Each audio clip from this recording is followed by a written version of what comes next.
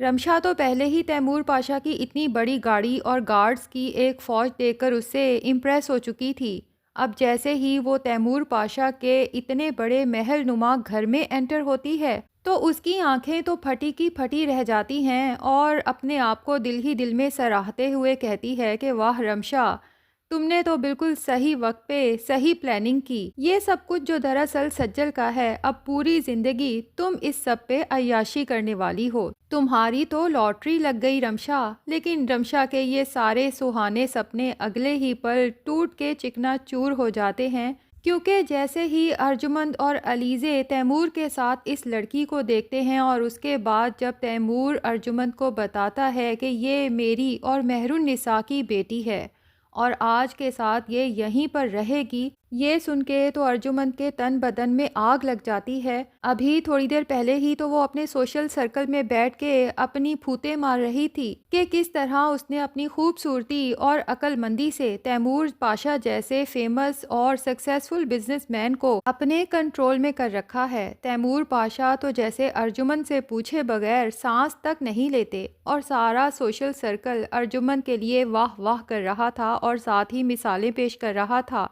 उन बेचारी सारी खवातीन की जिनके शौहर इधर उधर मुंह मारते रहते हैं। अब ऐसे में तो अर्जुमंद को समझ नहीं आती कि अपने गुस्से को एक्सप्रेस करे या दबा ले, क्योंकि एक तरफ तैमूर पाशा के साथ मेहरुन निसा की ये बेटी जो पता नहीं अचानक से कहां से नमूदार हो गई है, और दूसरी तरफ अर्जुमंद का वो सारा सोशल सर्कल जो इस वक्त उसके घर पे जमा है और उसकी वाह वाह कर रहा है। इतने में अलीज़े भी वहां पहुंच जाती है और उसे जब सारी सूरत हाल का पता चलता है तो अर्जुमंद तो अपना गुस्सा कंट्रोल कर ही लेती है फ़िलहाल, लेकिन अलीज़े के लिए अपना गुस्सा कंट्रोल करना नामुमकिन हो जाता है, क्योंकि वो तो अपने बाप को किसी के साथ शेयर करने का तसव्वुर भी नहीं कर सकती। अर्जुमंद अलीज़े को समझाती है कि अभी चीखने चिल्लाने का गुस्सा दिखाने का टाइम नहीं है, क्योंकि उसकी दोस्तें घर पे जमा हैं। लेकिन अलीज़े कहाँ समझने वाली है, वो तो बहुत ही इमोशनल लड़की है। अपने कमरे में जाती है, ज़ोर से दरवाज़ा बंद करती है और ऊंची ऊंची रोना शुरू कर देती है, चीज़ों की तोड़ फोड़ शुरू कर देती है। अर्जुमंद के लिए सारी सिचुएशन को संभालना बहुत ऑकवर्ड हो जाता है। वापस अपनी दोस्तों में जाके शो तो ये कराने की कोशिश करती है कि सब कुछ नॉर्मल है, लेकिन इत्तेफाक से उसकी दोस्तों तक कुछ ना कुछ बात पहुंच जाती है और उसके बाद अगले दिन पूरा सोशल मीडिया तैमूर पाशा की ये नई बरामद होने वाली बेटी की खबर के साथ भरा पड़ा होता है। दूसरी तरफ रमशा जब तैमूर पाशा की बीवी और बेटी का रिएक्शन देखती है तो सोचती है कि मेरा नाम भी रमशा है, देख लूँगी इन सबको। अगर तैमूर पाशा की मैं बेटी हूँ तो इन सब चीज़ों पे मेरा भी उतना हक है जितना इन दोनों औरतों का, तो ये मुझे मेरे हक से दस्तबरदार तो नहीं कर सकते। बहरहाल रमशा तो अब आगे की प्लानिंग करती है कि उसने किस तरह से इस दौलत जायदाद पे कब्ज़ा करना है और किस तरह से अपनी बाकी की ज़िंदगी अय्याशी से गुजारनी है। अगले ही दिन अपनी प्लानिंग्स पे अमल करना शुरू कर देती है। तैमूर पाशा के पास जाके कहती है कि मैं तो अपने साथ ज़्यादा सामान भी नहीं लाई, मेरे पास तो पहनने के लिए कपड़े जूते भी नहीं हैं। तैमूर पाशा अपनी मोहब्बत मेहरुन निसा की निशानी जो इतने अरसे बाद उसे मिली है उसके लिए बिछ बिछ जाता है। खुद अपने साथ उसे शॉपिंग के लिए लेकर जाता है और वहाँ उसकी तमाम पसंद की चीज़ें उसे दिलवाता है। रमशा को तो समझ नहीं आता कि ये क्या ख्वाब है या हकीकत, क्या वाकई ही वो अपनी ख्वाबों वाली ज़िंदगी जी रही है। बहरहाल अब तैमूर पाशा को रमशा के साथ शॉपिंग करते देखकर सोशल मीडिया को तो सबूत भी मिल जाता है। रमशा और तैमूर पाशा की साथ में पिक्चर्स जब वायरल होती हैं तो अलीज़े के लिए ये सब बर्दाश्त करना बहुत मुश्किल हो जाता है कि अब मैं अपनी दोस्तों को कैसे फेस करूंगी। उसे तो पागलपन के दौरे पड़ना शुरू हो जाते हैं। अपनी माँ से कहती है कि मैं इस लड़की का गला अपने हाथों से दबा दूंगी, वरना डैड से कहें कि जिस गटर से इसे उठा के लाए हैं वहीं जाके इसे फेंक दें। आपको कुछ अंदाज़ा है कि उस लड़की की डैड के साथ पिक्चर्स पूरे सोशल मीडिया पे वायरल हो चुकी हैं। अब तैमूर पाशा जब रमशा को शॉपिंग करा के घर पहुंचता है तो अर्जुमन भी उसके सर पे सवार हो जाती है। गुस्से से चीखते चिल्लाते हुए कहती है कि पूरे सोशल मीडिया पे ये खबर सर्कुलेट हो रही है कि तैमूर पाशा को 25 साल बाद अपनी गुमशुदा बेटी मिल गई।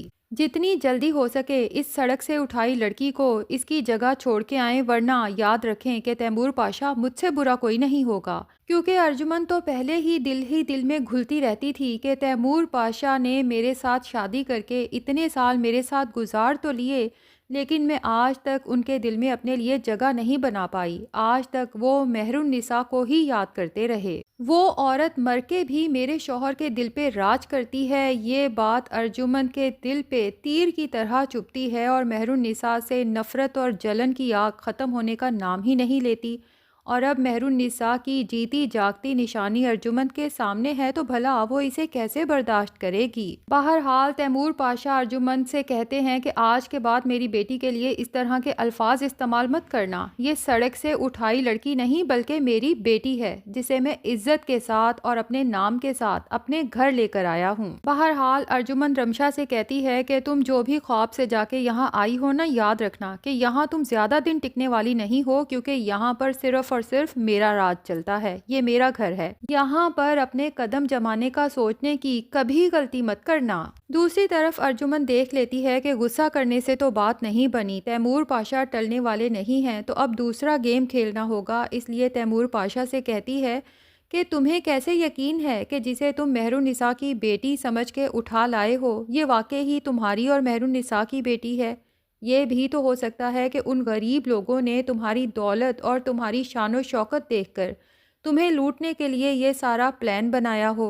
और उधर राबिया अपनी बेटी रमशा की याद में रो रो के पागल हो चुकी है। उससे तो रमशा से दूरी बर्दाश्त ही नहीं हो रही। एक तरफ सोचती है कि अपने जिगर के टुकड़े को तैमूर पाशा के पास भेज तो दिया है कि अब उसके ज़रिए ही मेरे भी थोड़े हालात बेहतर हो जाएंगे और खुला पैसा खर्चने को मिलेगा, लेकिन दूसरी तरफ वो ये भी सोचती है कि भला मैं अपने जिगर के टुकड़े के बगैर अब बाकी की ज़िंदगी कैसे बसर करूँगी। फिर जब रमशा से बात होती है और वो घर के हालात बताती है कि किस तरह तैमूर पाशा की बीवी और बेटी मेरे ऊपर चीखी चिल्लाई हैं, और तैमूर पाशा की बीवी ने तो मुझे साफ कह दिया है कि मैं तुम्हारी जान ले लूँगी।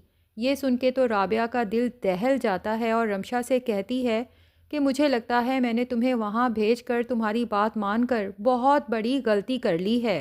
तो रमशा से कहती है कि मुझे लगता है जिसे जहाँ होना चाहिए उसे वहाँ भेज देते हैं। यानी तैमूर पाशा को बता देते हैं कि रमशा नहीं बल्कि सज्जल तुम्हारी और मेहरुन्निसा की असल औलाद है। लेकिन भला रमशा ये सब कैसे होने देगी? वो तो वैसे ही सज्जल से शदीद नफरत करती है, और वो कैसे बर्दाश्त करेगी कि सज्जल इतनी शाहाना जिंदगी गुजारे। अपनी माँ को सख्ती से मना कर देगी कि अपने इमोशंस को कंट्रोल में रखें। मुझे अच्छे से पता है कि मुझे अपने कदम यहाँ कैसे जमाने हैं और तैमूर पाशा से दौलत कैसे हासिल करनी है। तो अब रमशा बहुत ही मजलूम बनके तैमूर पाशा के पास पहुंच जाती है और उसे कहती है कि आपने देख लिया ना, मेरे यहाँ आने से आपके घर में कितनी डिस्टर्बेंस हो गई। मैं नहीं चाहती कि मेरी वजह से आपकी फैमिली डिस्टर्ब हो, इसलिए बेहतर यही है कि मैं जहाँ से आई हूँ मुझे वहाँ वापस भेज दें।